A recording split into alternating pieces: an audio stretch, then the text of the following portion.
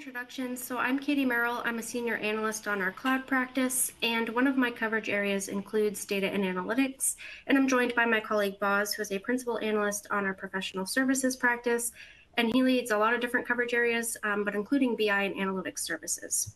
So for today, we're just kind of bringing our different coverage areas and perspectives together. And for the agenda, we'll start by just kind of doing a quick rundown of what we're seeing in the data and analytics market as it exists today. And then we'll move more into the ecosystem and their role in establishing the data foundations that we know are so critical to GenAI scale and translating ROI. So to start, as part of our coverage, just so you have an idea of how we look at this, we really do take it very full stack. So everything from data storage and querying up to broader data management, API management, integration, streaming, and then the actual analytics and BI layer. So it is pretty broad. I would say looking back over the past year plus, GenAI has very quickly driven this push for interoperability and reducing data silos. So we've seen so many new integrations, some offered as first-party services, a lot of data sharing, however the vendors spin it, but really just essentially data sharing, and a lot more interest and a lot more time in Apache Iceberg.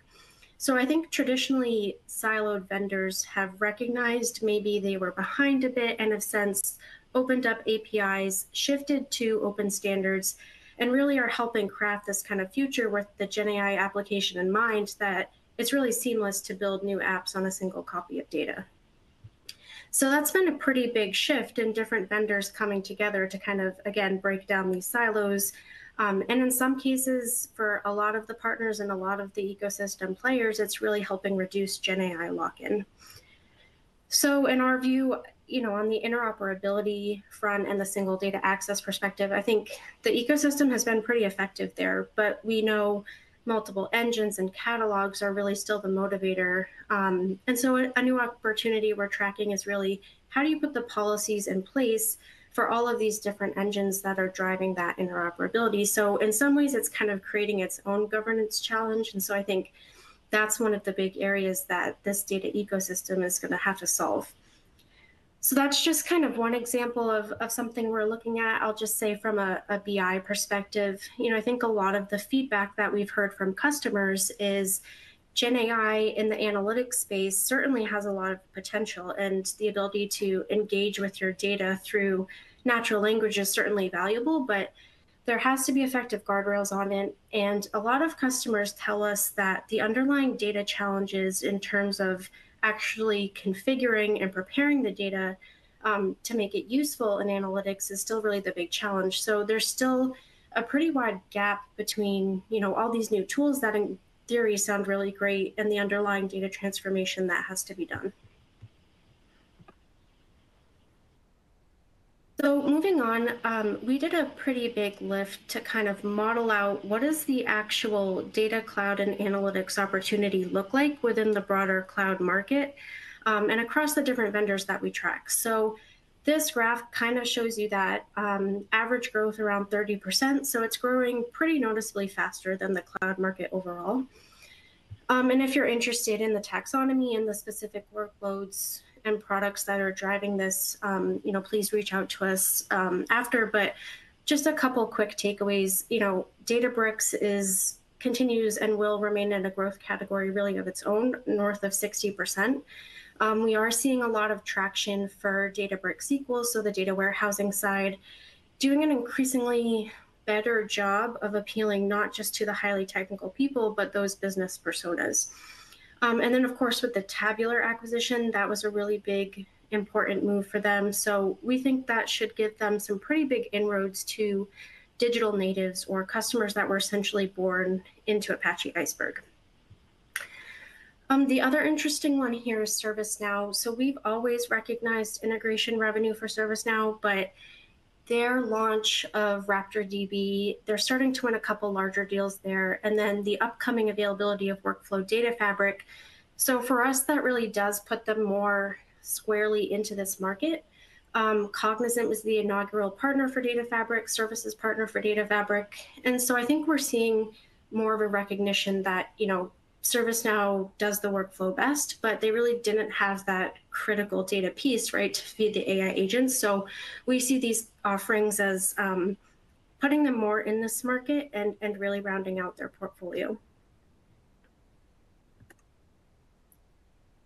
So shifting gears a bit more into the go-to-market side. So this slide is just to highlight when we ask alliance decision makers at the different groups of vendors, what technology areas will drive the most growth over the next few years.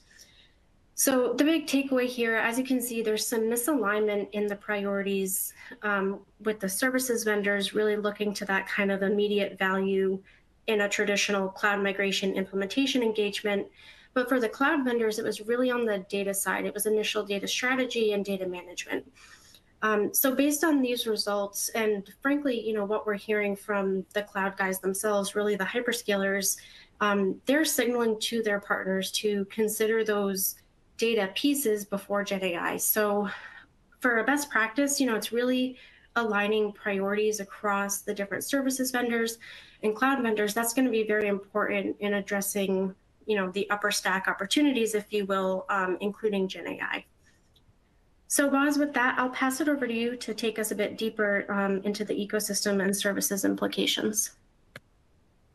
Thank you, Katie, and thank you everyone for joining us today on the call. It's just kind of continue a little bit more on what Katie was just setting up here in terms of how partners perceive each other, but also we want to triangulate the information against the enterprise buyers and understand how buyers are looking in to understand who's best suited for supporting them with their data and analytics strategy. So as Katie was just suggesting, aligning those expectations between the partners to meet those customer needs really remain a critical component, especially as vendors continue to invest in upskilling and in reskilling their staff to ensure they can develop and manage those trusted or industry-specific small language models, which essentially can help the vendors to stay competitive as they continue to calibrate their commercial and pricing models to produce more favorable outcomes. And that last point of that calibration of the pricing and commercial model, it's an ongoing endeavor.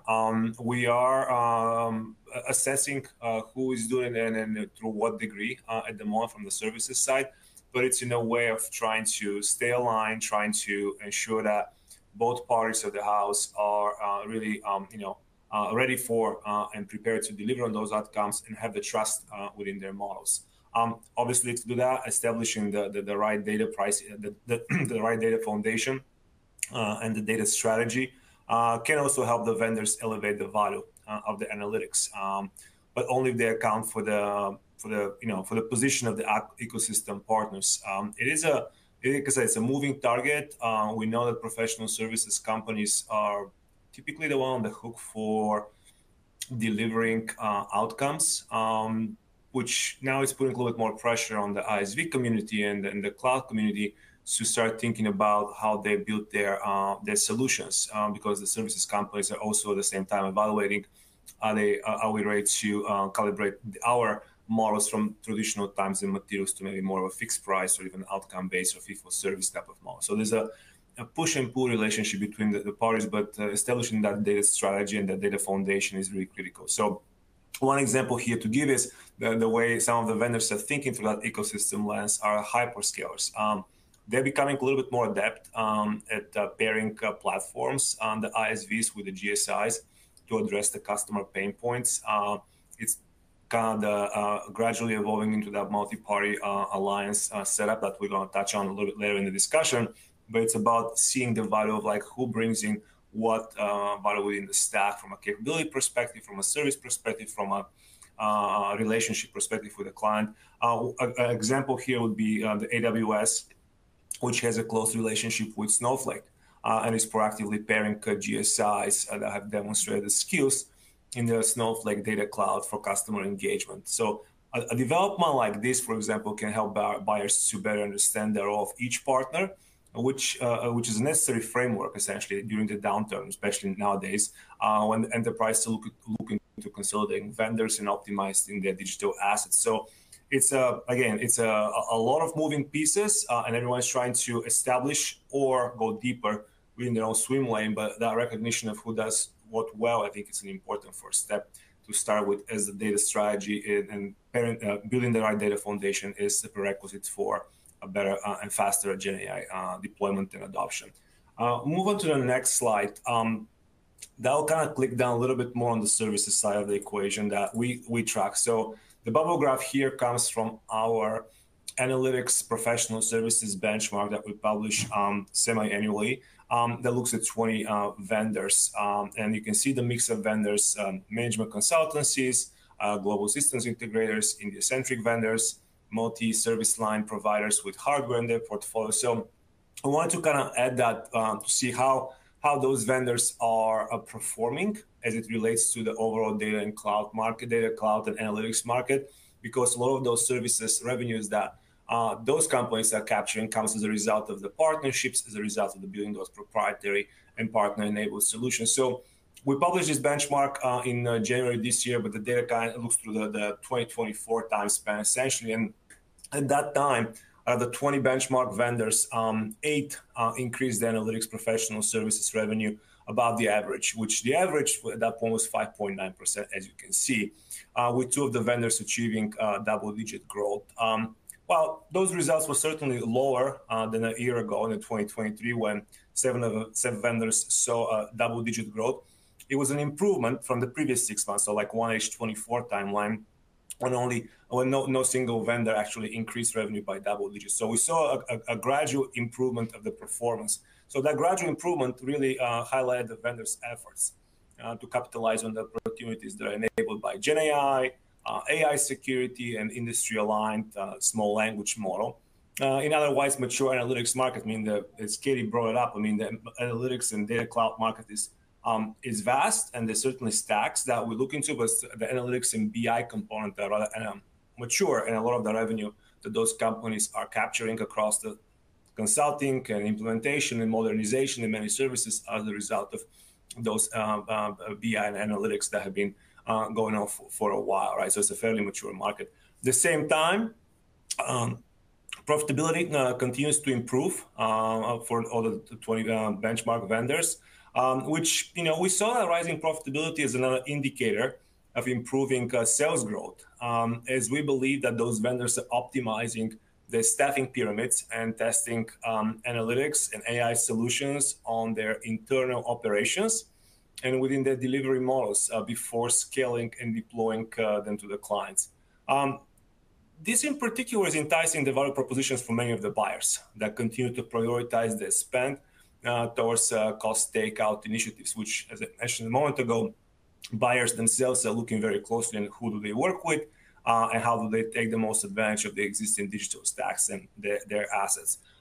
So moving forward, what we think about that space, vendors will have to consider whether they will share the information about the productivity benefits generated by the use of AI and analytics solutions as part of their pitch to the clients, because this will compel them to think more strategically about their revenue visibility and the messaging to the stakeholders.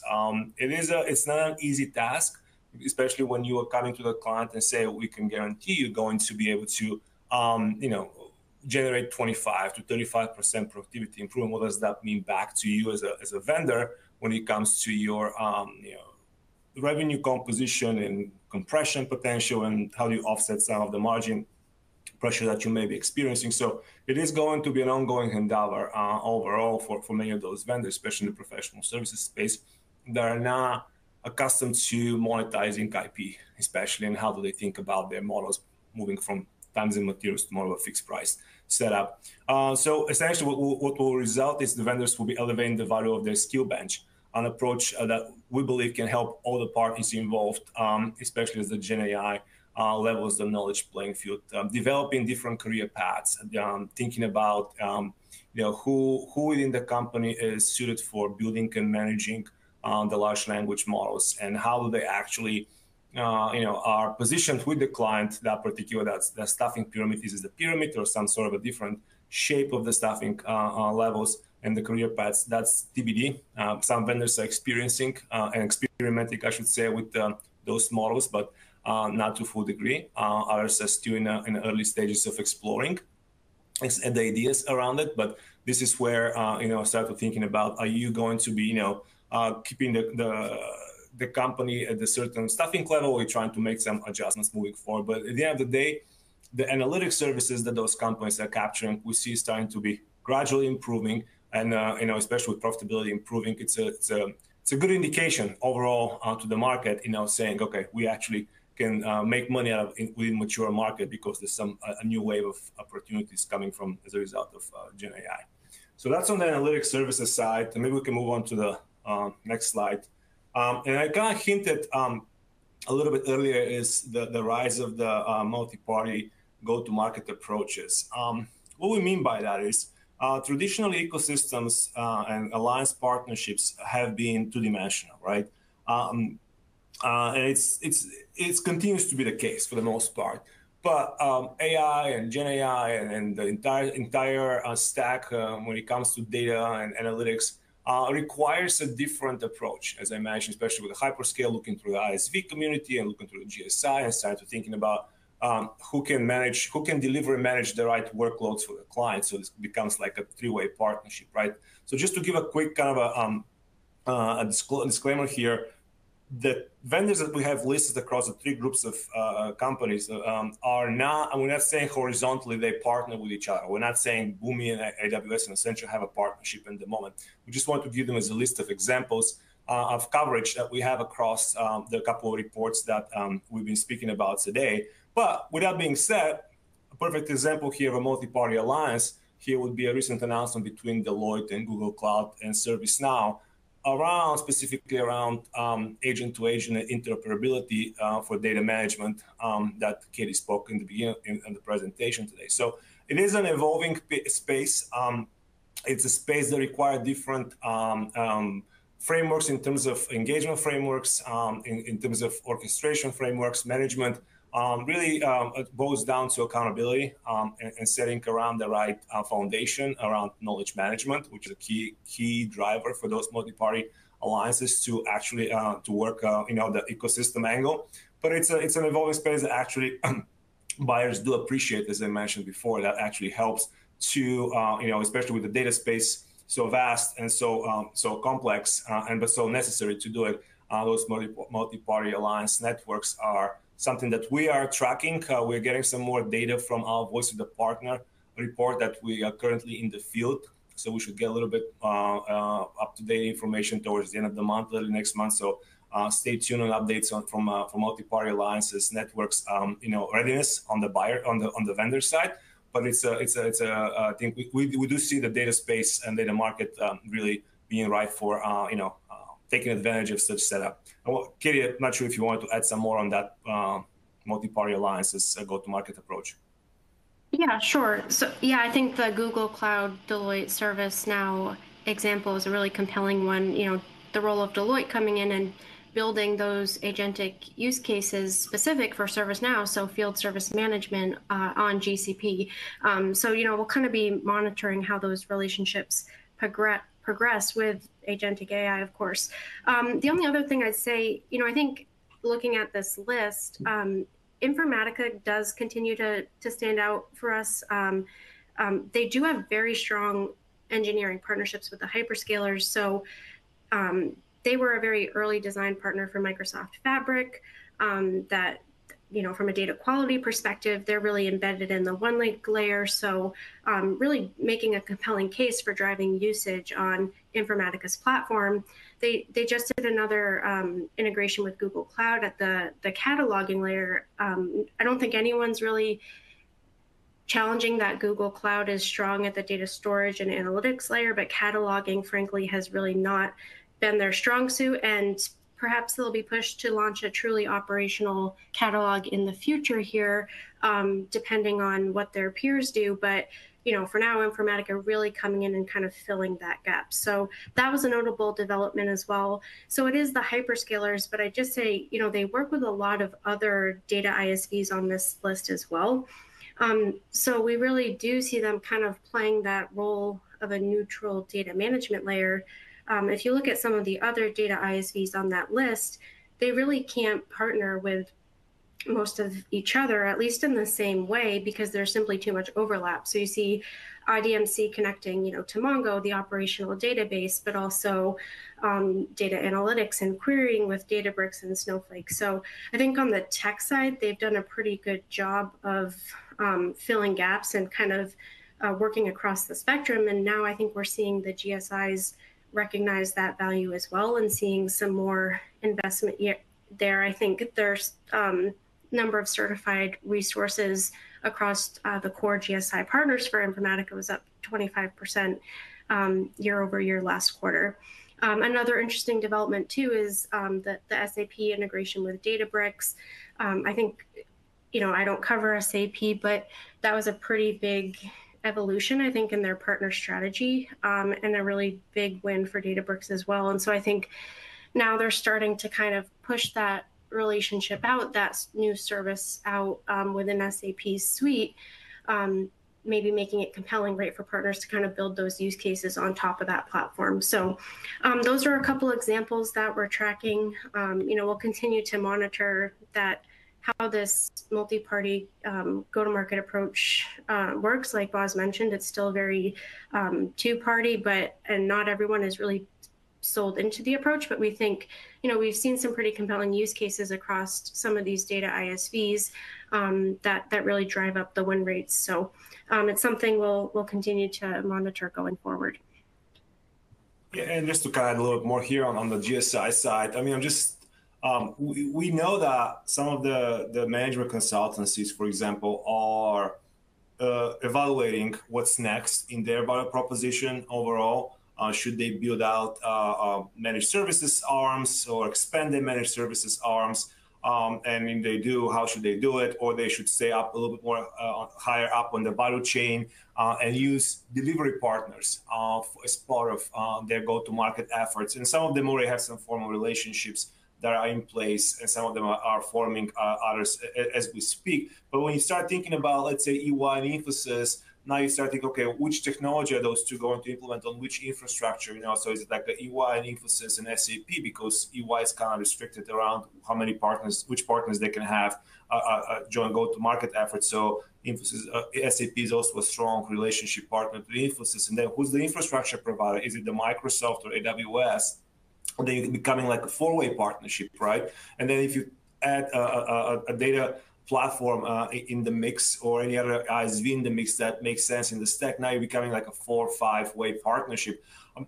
Rather aspirational, I want to kind of set the table here in terms of like overall, but that's where the market is going, because the days of technology agnostic are gone, basically. And that's largely because of how buyers are looking to procure services, how buyers are looking to procure technology, and they're trying to make sure that when they get some new relationship or new kind of a technology stack, it's going to deliver to the ROI. So they want to make sure they work with the vendors and the providers that actually have the depth of knowledge, have the expertise, the skills in that space, rather than just being overbuying or being sold on an area that may not be a core competency of that particular vendor. So developing those, I don't want to say exclusive, but preferred relationships are essentially a prerequisite of those multi-party go-to-market approaches we've been discussing. And as I said before, the data space is certainly ripe for opportunity overall.